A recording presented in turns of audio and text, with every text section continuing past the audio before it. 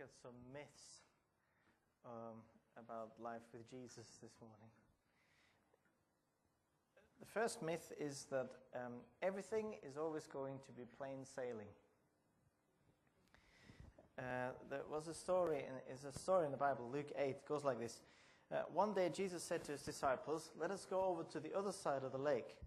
So they got into a boat and set out. As they sailed, he fell asleep. When they got to the other side of the lake, Jesus woke up. They said to one another, "He slept well." That's the myth. That's the story. None of you is in uproar. I've just terribly misquoted the Bible. Are you even here? Let me read it. The actual story. Luke 8. One day Jesus said to his disciples, "Let's go to the other side of the lake." So they got into a boat and set out. As they sailed, he fell asleep. A squall, a heavy wind, came down on the lake so that the boat was being swamped and they were in great danger. The disciples went and woke him and saying, "Master, Master, we are going to drown." He got up and rebuked the wind and raging waters. The storm subsided and all was calm. "Where is your faith?" he asked his disciples. In fear and amazement they asked one another, "Who is this? He commands even the wind and the waters, and they obey him." Remember, they were experienced fishermen. That was their profession. When I do DIY, there's panic stages. Malcolm doesn't get panic stages most days, is that right? When I'm going home. Because he's an experienced builder. When I do something and it goes slightly wrong, I don't know what to do. These were experienced fishermen. A bit of a wind and a bit of a storm wouldn't have normally troubled them. It was a serious thing. Go on BBC News and have a look at the winds that the southwest is getting at the moment. And I like the bit where they wake him up to tell him that they're drowning. Well, thanks for telling me. It's very kind of you. So the first myth is everything is always going to be plain sailing. That's a myth. Life is not like that. Life's full of trouble and difficulties. Dark clouds draw in and everything gets that oppressive feel, the heavy feel. You can feel it coming and there's nothing you can do about it. It sort of envelops you and it's much bigger than you. It looked like a normal day and then suddenly everything gets overwhelmingly difficult. There are storms that rage around us from the outside and blow us about and knock us off our feet and take our breath away. And then there's the inner turmoil, the destructive patterns, thoughts that spiral out of control, worries that overshadow you and make it hard to breathe. And I don't need to convince you that this is the case, do I? And it's no different for Christians either. It's a myth to say that once we're with Jesus, everything is going to be plain sailing. Sometimes, sometimes it's worse for us Christians because our awareness of self has been switched on. We reflect on our emotions, the good ones and the bad ones. We reflect on our actions, the good ones and the bad ones. We reflect on our thoughts, the good ones and the bad ones. Perhaps more than somebody whose only concern is for themselves. What's on TV. And it's a good thing that we're like that. Because when you live your life a bit deeper than just worrying about the weather, you will experience things in a deeper and a more substantial way, and that's a good thing. But the flip side of it is that we'll experience turmoil a little bit more intense than others who can just brush it away and go go for a pint and watch Corrie and that sort of thing. So if you expect a trouble-free journey when you're with Jesus, you'd be disappointed and shocked. Where there's life, there is trouble, but where there's life, there's also hope.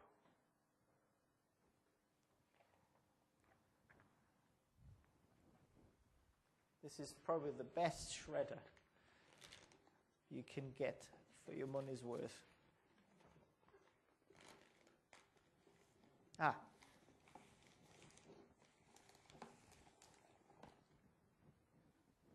Myth number 2. If I'm in trouble, it's my fault.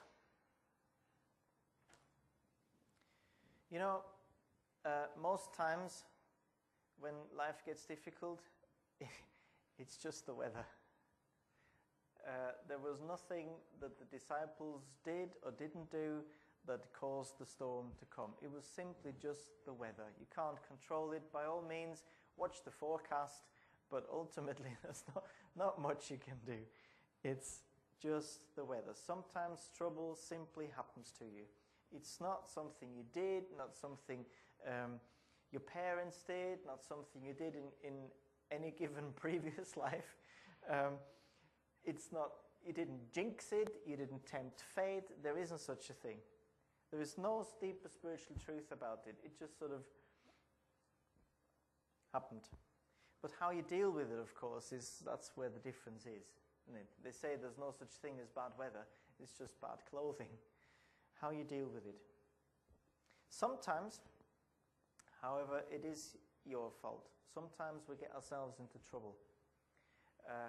I was interested to read on, the company Google, the big one, how they encourage their staff towards dealing with problems. And they say they have a policy that's called fail well. They say there should be no stigma attached to failure. If you do not fail often, you are not trying hard enough. If you don't fail often, you are not trying hard enough.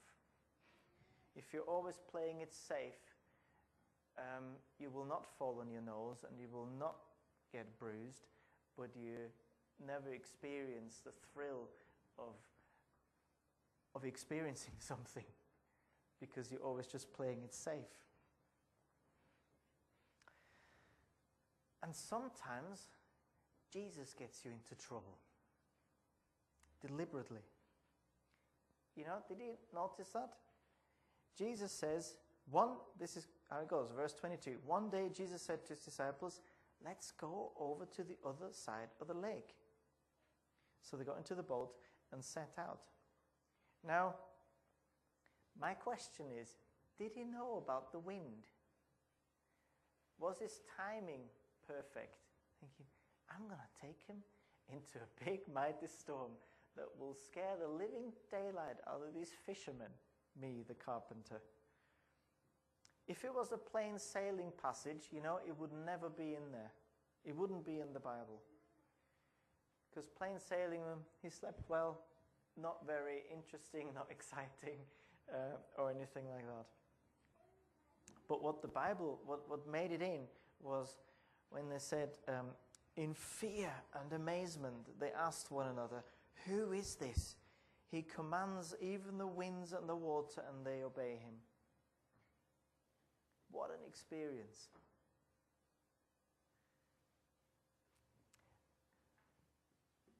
I've had times where I felt that Jesus took me into rough seas, where it was sort of a close call, where the going was really tough, where I was scared out of my shorts. And in the midst of these learning experiences, I wanted out. If you had given me the choice, I would want out. And afterwards, sort of in hindsight, I wouldn't want to do it again. But in the midst of it, God was strong and real, and he carried. Sometimes Jesus sends you into these things to give you an experience of it. And sometimes it's our own fault, and sometimes, it's just the weather. If I'm in trouble, it's my fault. It's a myth. Sometimes not true.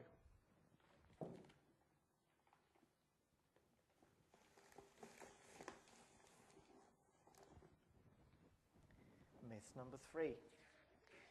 When I'm in trouble, God is asleep.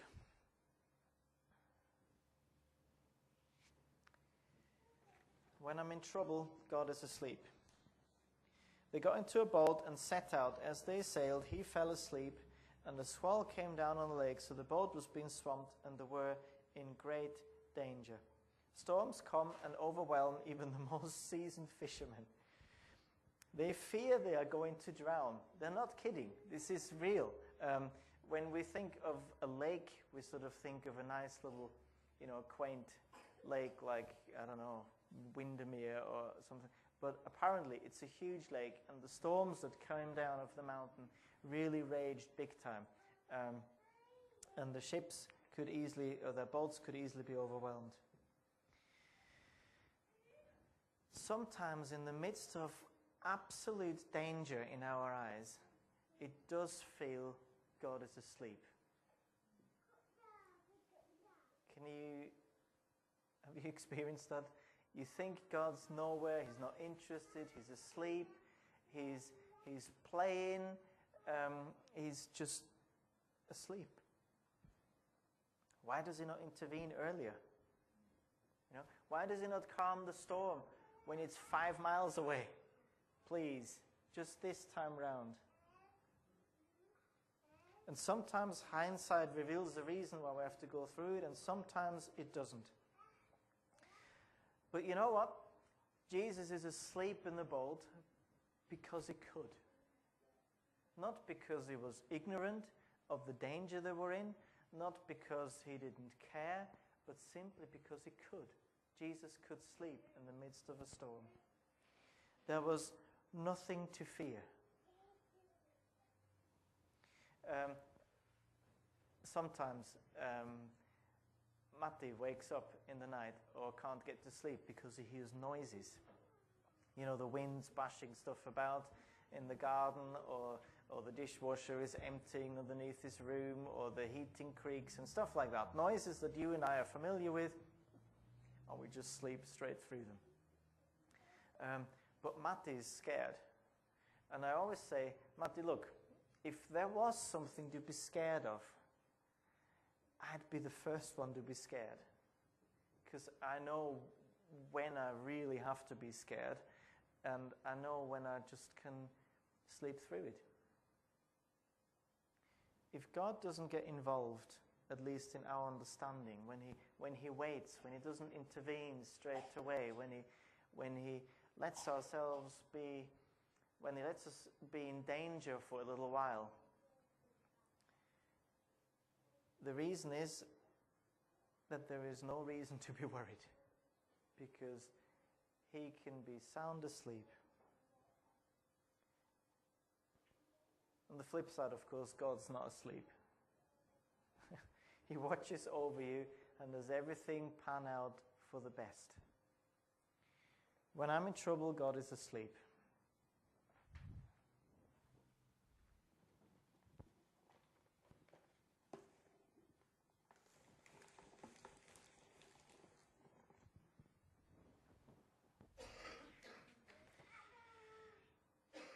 Myth number 4, when the going gets tough, I am going to drown. This time it's going to overwhelm me. I am going to drown. And let's not make light of this fact.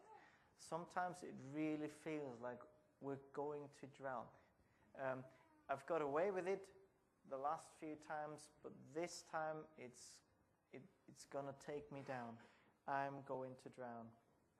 Let me tell you, you are not going to drown. Jesus is with you. He won't have you get overwhelmed. Oh no, that's not true. He will have you overwhelmed, but you won't drown. He knows what we can handle. The important thing is that we know that we can turn to him and sort of wake him up, even though he's not asleep. We can turn to him. You are not going to drown.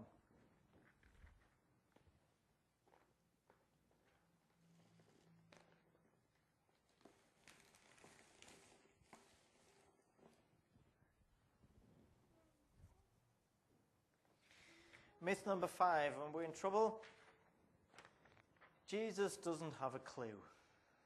Jesus does not have a clue. You know what? He's in the same boat, and he's a carpenter. He's not a fisherman. He's not an experienced sailor. He's a carpenter. He likes dry land under his feet. He's not afraid of a ladder, but a boat, I don't know. He's right there in the same boat. You get that? He's in the same boat. If the boat goes down, he's going down too. He's in the same boat. He's there with you always. I was thinking about this. Does Jesus have a clue? Well, he lost his dad fairly early on, probably between aged 12 and 30, because when he starts his ministry, his dad's never mentioned again. And his remaining family wanted to have him sectioned because they thought he'd gone off his rocker. A large crowd wanted to push him off a cliff. Can you imagine that experience? He was saying something in the synagogue and they dragged him out and wanted to push him off a cliff. Can you imagine how to deal with the emotions of that? His cousin got beheaded. His closest friends didn't really have a clue what he was about and fell asleep when they needed them most. He got arrested, although he was innocent, brutally tortured, and publicly executed. I think he understands trouble. I think he understands what it's like to be alone, misunderstood, wrongfully accused. He knows what it's like not to have a home, not to have anything to eat. I think he understands. Jesus does have a clue.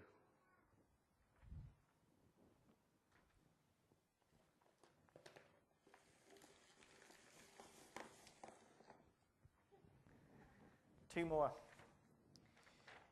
There is nothing I can do. This situation is hopeless. You know, the wind and the waves, I don't even know why we're waking him up. Probably just so he can be awake when he drowns. Because what's he going to do about it? It's the wind and the waves, for goodness sake. No one can change the weather. There are some things that you just cannot do anything about.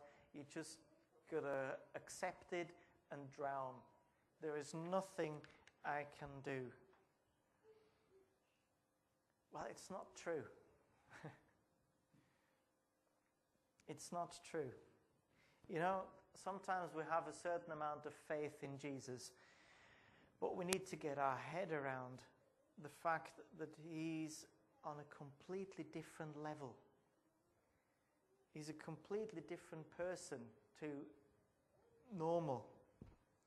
We have not quite understood yet that he can just get up and tell the wind to stop and everything calms down. Sometimes the winds and the waves master our soul more than our faith does. And we look at a situation and we don't count for the fact that Jesus can get up and do a miracle. You know, we often say stuff like, nothing short of a miracle will change this situation. And I don't know about you, but when I read it in the news or something like that, or I say it, it's almost a statement of complete hopelessness rather than of expectancy that Jesus will come, step in and intervene. You know what's needed? The only thing you know how much faith is needed? Just enough to wake him up. Just enough to turn to him. You don't need to get up yourself on top of the boat and say, stop! That's not required. That's not expected. The only thing that's expected is to wake Jesus up and turn to him and tell him. And then he will do the miracle. That's how much faith is required. There is nothing you can do. It's a bad myth, because there is. You can turn to Jesus.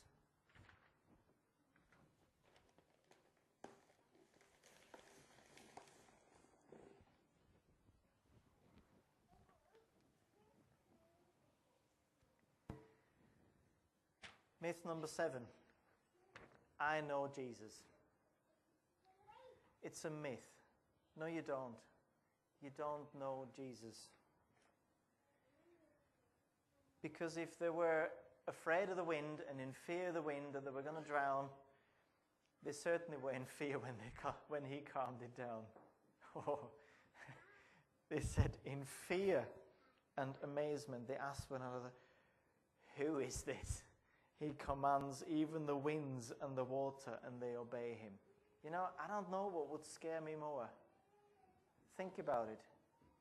Wind, that's fairly normal. Heavy wind, it's not often, but it's still explainable and normal. I can cope with that. I've seen it in the news, and I've been in really strong winds. But somebody getting up and saying, wind, stop, and the whole thing calms down, I think that would scare the life out of me. It's a scary thing. It's a fearful thing, an awesome thing when God steps in and suddenly acts like God. Sometimes we just expect God to be helping us through normal channels and helping us through the here and now and how it is. But when a miracle happens, it's an awesome thing. Sort of an old-fashioned word, awesome. It puts you in awe, terrifying.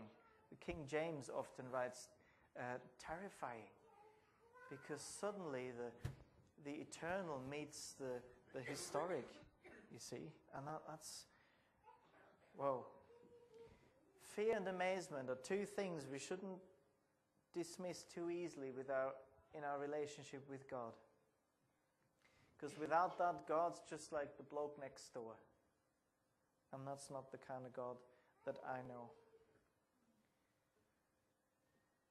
You'll never stop to be amazed by Jesus, surprised, shocked, in awe, even in fear. Not the sort of irrational phobia like spiders or anything like that, but the respectfulness, the kind of... I don't know, if the Queen walked in, you'd have a certain amount of, heart rate goes up, sweaty palms, and there's a sort of fearful respect. Well, that's only a small picture of our attitude that we should have when we approach Jesus.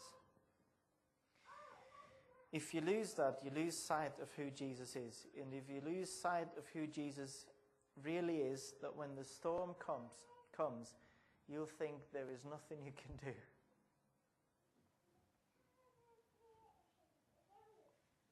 When really Jesus can get up and make it all calm down. Sometimes we think we know Jesus when really we should be expecting something unexpected.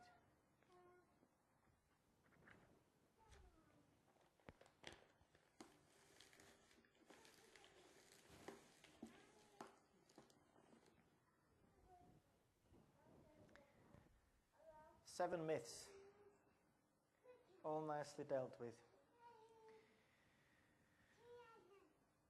Everything is always going to be plain sailing. If I'm in trouble, it's my fault. When I'm in trouble, God is asleep. I'm going to drown. Jesus doesn't have a clue. There's nothing I can do, and I know Jesus. The trouble is this. I've got another set. Everything is always plain sailing. If I'm in trouble, it's my fault. When I'm in trouble, God's asleep. I'm going to drown. Jesus doesn't have a clue. There is nothing I can do, and I know Jesus. And I bet, no matter how often you deal with these things, you will always have another set. These myths die hard. Not just old habits. They also have a lifespan that's irrational. But these myths die hard. And they die hard because it's so easy to forget. And there is also the enemy that's trying to tell you otherwise. He's trying to tell you that this time God really is asleep. Could it be that he's fallen asleep and this time you will drown? There's no point waking him up because he's not here. And this time there is nothing you can do. And this time it's definitely your fault. Maybe it wasn't last time, but this time it's all your fault. And if you don't want to get a good telling off from God, I'd better not wake him up. And you better not approach Jesus about this because A, there's nothing you can do. He doesn't have a clue. And it's your fault. You're going to get good telling off. And these myths, they're really tough to break. But you know what? I think the last one is the key. No matter what you think, Jesus is always bigger, always closer, always more here than you ever expected. Let's pray.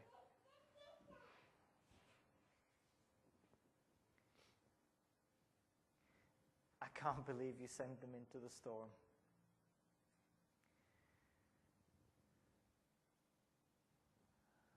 I can't believe that you did that kind of thing, Lord. And we have our own concepts of how you should look after us and everything should always be plain sailing. And yet life is difficult if left alone, and life is difficult when we become Christians. And yet you were right there in the same boat as us. And given the choice, Lord, sometimes I wouldn't want to go through experiences like that because they're scary. And I don't want to ever feel like I'm definitely going to drown. I don't want to ever feel like this time I probably won't make it out alive. This time I probably won't make it through sane. This time I probably won't make it through stronger but weaker. And yet I don't want to miss out on experiences where you step in and you calm the storm.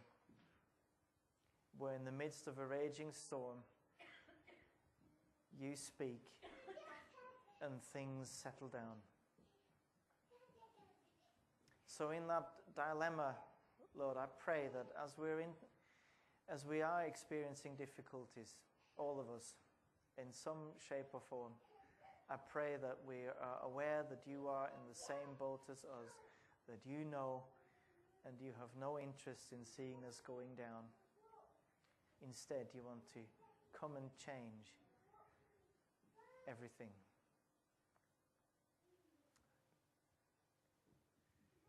Help us to muster that little bit of faith, just enough to turn to you.